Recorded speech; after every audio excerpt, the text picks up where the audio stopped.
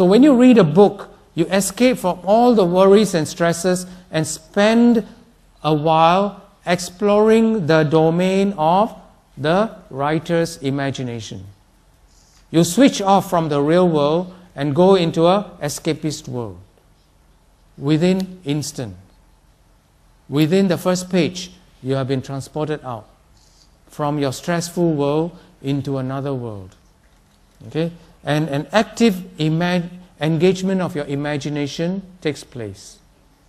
You start imagining where you are in a different place. Stimulates your creativity and cause you to enter an altered state of consciousness.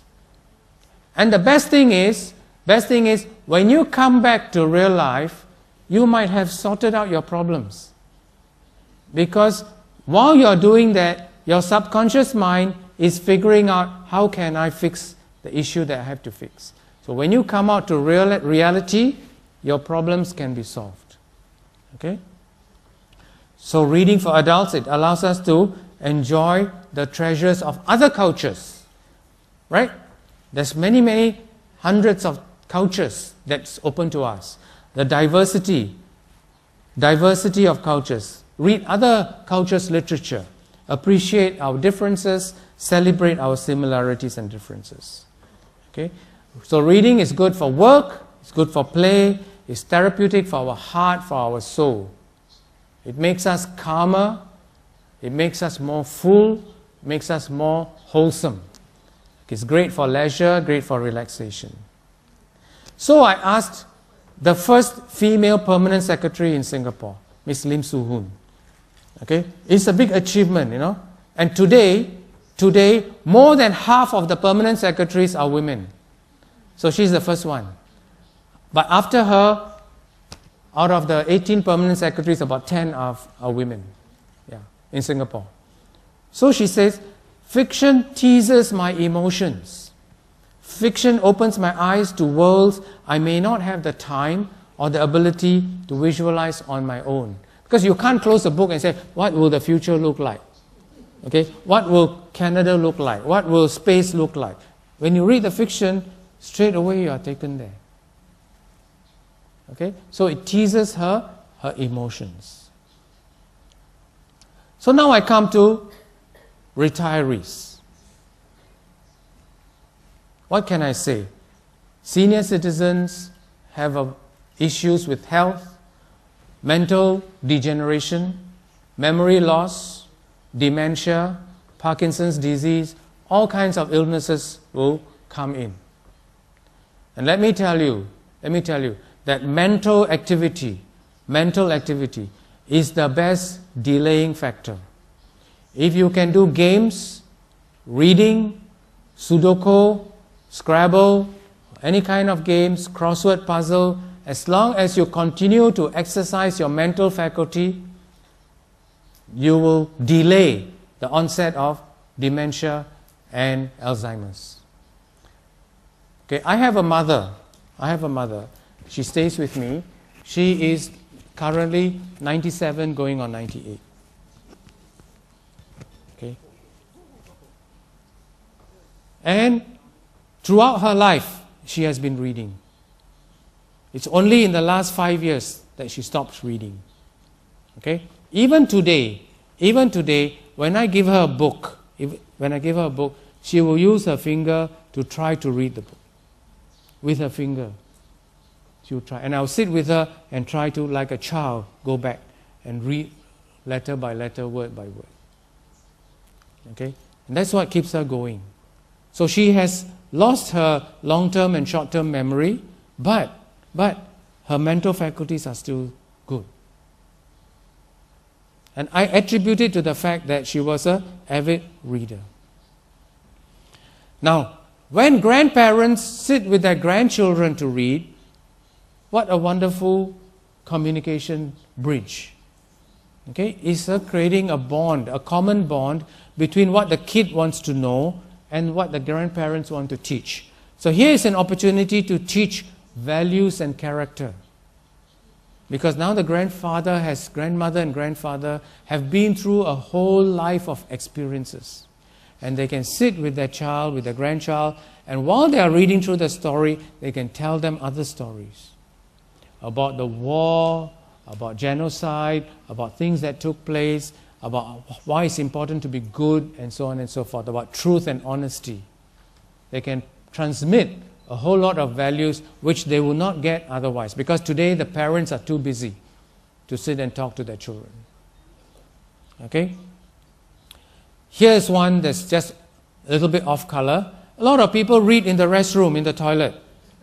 And in the US especially, it has been shown that 1/3 of all US women read in the toilet.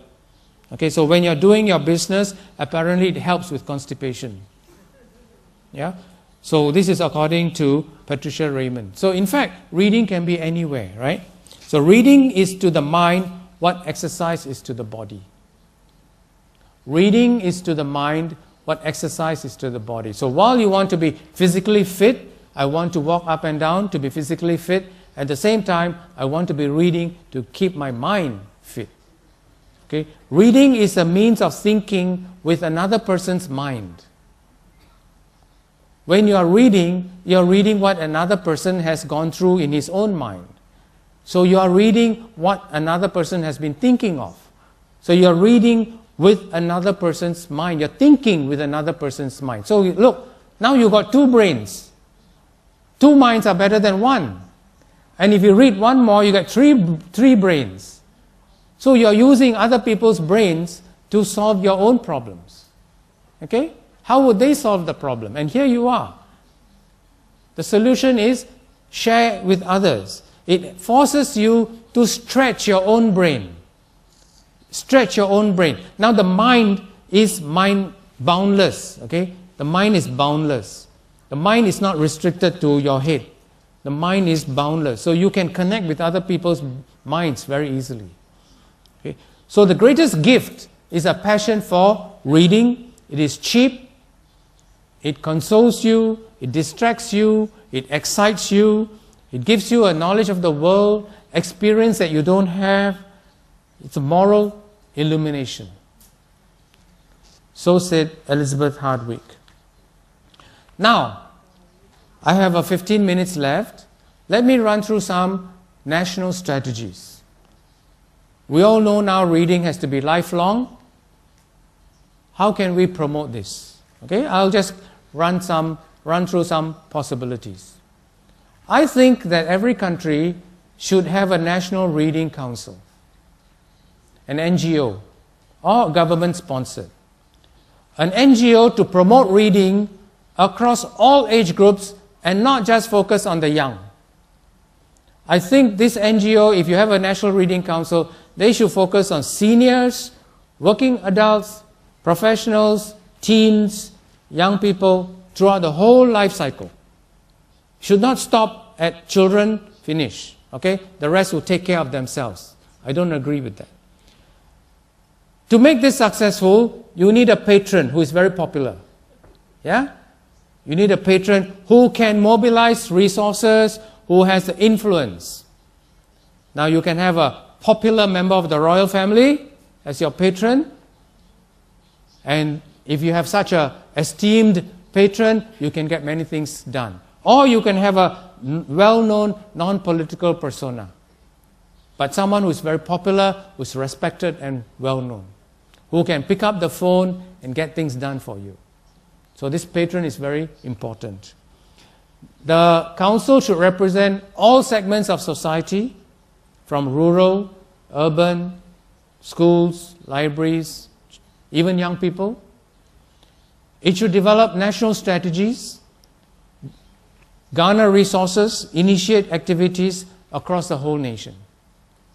So this reading council should have a secretariat, it should have network, it should be able to make things happen across the whole nation. And I think it is an opportunity for companies and corporates and investing companies from overseas to show they care about this country. So if other companies from US or wherever come and invest here, you want to make sure that they have a commitment to your country. Whether it is Thailand, Cambodia, or Myanmar, or Brunei, or whatever, Let them do some corporate social work. And this council can make them commit some money into this. Okay? Launch a national reading week or month. So you can determine a week or month as your national reading month. During this month, you create a whole series of nationwide activities across the whole nation. Reading-related activities. Involve everybody you can. Booksellers, book distributors, government officers, taxi drivers, schools, colleges, universities, community centers, libraries.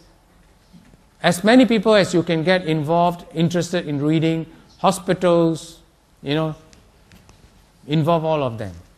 Authors, writers. Give everybody something to do. Select some book titles and distribute them nationally and cheaply. The reason is then everybody will be reading the same book, right? If they're reading the same book, they can start discussing among themselves. You can have online forum, you can have Facebook, you can have discussion groups. What did you think of this book? So you can discuss your ideas. Now, this is very important because when I read a book and you read the same book, we won't have the same opinion. So I want to know your opinion, why you think a certain character is important. I may think some other character is important. I may think that your character did the wrong thing. You may think that your character did the right thing. But what does it teach me? It teaches me that there are other people have different opinions from mine. It makes me more tolerant and appreciative of other points of view. So I may read the book by myself. If I read the book by myself, I have only my own thoughts.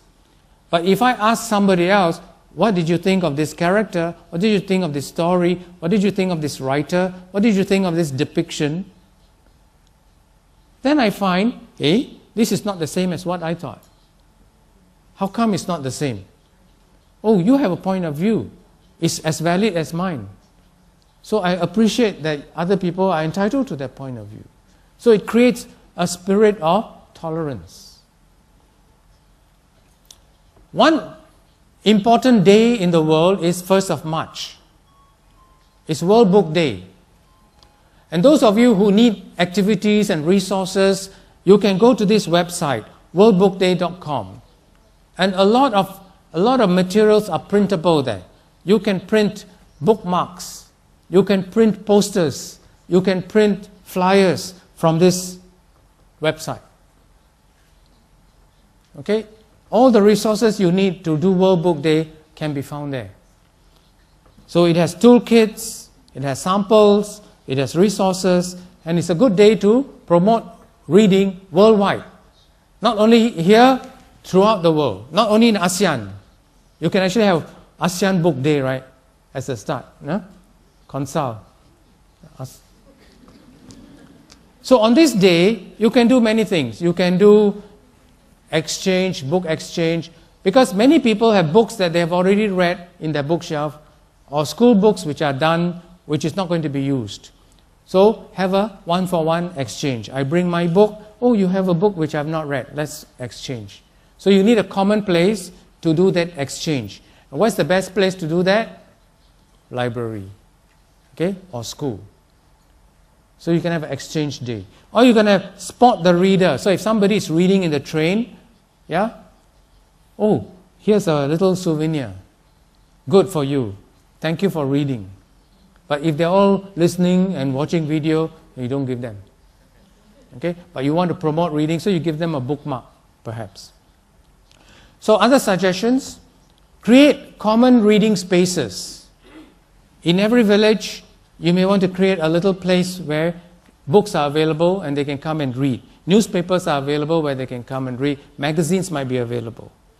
I saw one picture that Myanmar where there's a book shelter. You know, just a simple place. Leave some books there. People can bring their books and leave it there. And if they take it home, it's okay. It's okay. In Singapore, we have a scheme called book crossing. Okay? Under this scheme, the library puts books in the back of the taxi, you know, in the passengers' at the back of the seat there is a pocket, so we put books there from the library. We say, if you want, you can take it. But after you finish, can you please put it back into another taxi? So this is called book crossing. So if you want to find out more about book crossing, go to bookcrossing.com or bookcrossing.sg. That's a good way of people exchanging used books and get new books. Encourage parents to read to their children. This is very, very important because parents are a role model. Set up reading circles in colleges, reading clubs, in schools, and encourage the reading of fiction and good literature beyond the schoolwork. This is very important to me.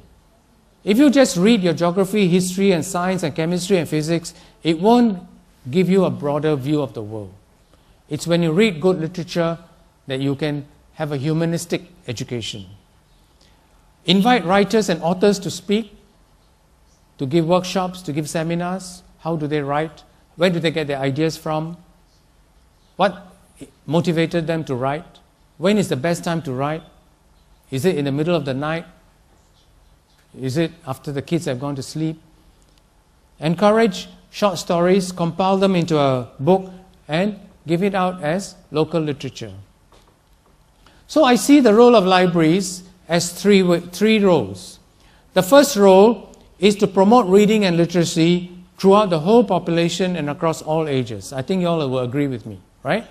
The second role of a library is to provide equal access to information services. So anyone who wants information which helps them in their work, the library is the place to go, so that people can make better decisions and be more productive. So if I want to know better parenting, I go to the library, ask the librarian, how can I be a better parent? My teenager is giving me a lot of problems. Or I want to change my career, what are my career options? The library provides you with all the information services. Thirdly, it is to preserve our literary and cultural heritage of each country. So these are the three simple roles of a library. But the important thing, libraries are not just for kids. We tend to see libraries as for kids. We dump our kids there and we go off because I know how to read already. So my point, which I started at the very beginning, is to say, no, that's not enough. Let us do something to keep the adults in there. Let us have activities for adults. It's not enough to have activities for kids. Maybe we should have jewelry making, or some crochet, or something that will keep adults in the library. So while the kids are in one side, the adults can be occupied with other activities. So libraries are for life. Living libraries are for life. Okay? So I want to conclude by saying that we want to progress, human evolution. If you think that we are already fully evolved, then obviously we cannot stop here, right? We need to keep on evolving. Our minds and our physical bodies must evolve to the next thing. So what is the next thing we are going to evolve to? We have come a long way from the sea and evolved over thousands and millions of years.